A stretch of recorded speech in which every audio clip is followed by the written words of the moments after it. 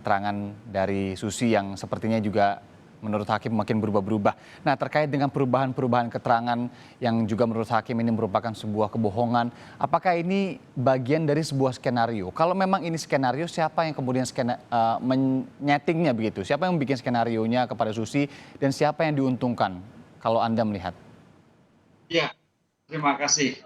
Kalau dilihat dari namanya ini kan berarti kan saksi yang disampaikan oleh penuntut umum Mhm. prinsipnya adalah kesaksian yang acak, yang memberatkan, Ya, gitu Mas. Tapi rupanya ini agak bergeser kan gitu.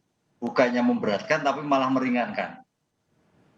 Ya meringankan karena rupanya serba tidak tahu dan hmm, keterangannya tidak relevan dengan dakwaan. terdakwa.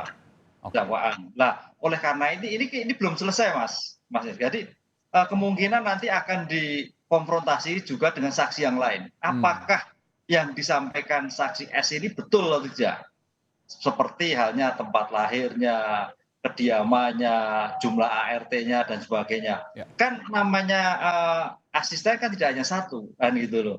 Jadi rupanya hakim pun juga harus, objektif nanti ketika berdasarkan keterangan-keterangan saksi yang lain ternyata, saksi S ini tetap bersikukuh pada awalnya baru, artinya kan perlu ya, ya, ada ya. suatu informasi lagi kan itu.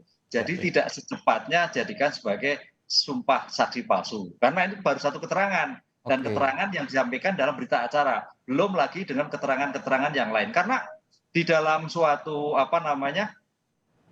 pembuktian itu ada namanya saksi primer dan saksi sekunder, Mas. Saksi primer itu adalah saksi yang melihat mendengar dan melihat mendengar itu, Oke. eee, melihatnya tidak hanya Susi, tapi ada beberapa yang lain, mungkin R, mungkin K, dan sebagainya. Dia kan akan mau cross check, oh Susi itu ternyata tahu, ternyata kamu nggak tahu, itu baru, kan itu, satu.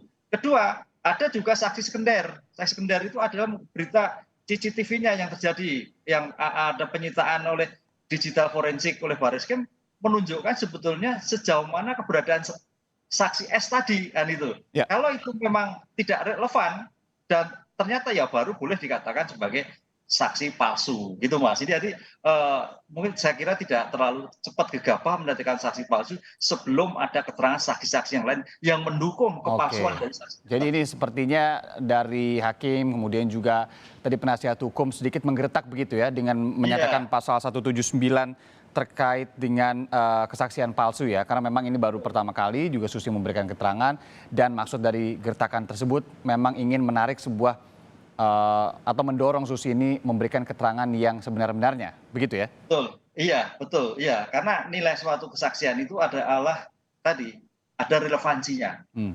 Ada rasionalitasnya, ada hubungannya. Suatu saksi itu tidak berdiri sendiri, ada hubungan sebab akibat, saksi pelengkap, saksi utama dan sebagainya. Lah ini kayaknya belum. Baru cuma saksi S itu agak mungkin gundah atau bagaimana sehingga tidak memberikan keterangan yang lebih sempurna. Tapi dari segi mimiknya kelihatannya oke-oke aja, tidak ada kegundahan gitu loh. Jadi Polos makanya kan begitu ya? iya, kalau majelis hakim agak jengkel ya mungkin bisa juga karena face-nya tidak gundah tapi santai menjawabnya begitu.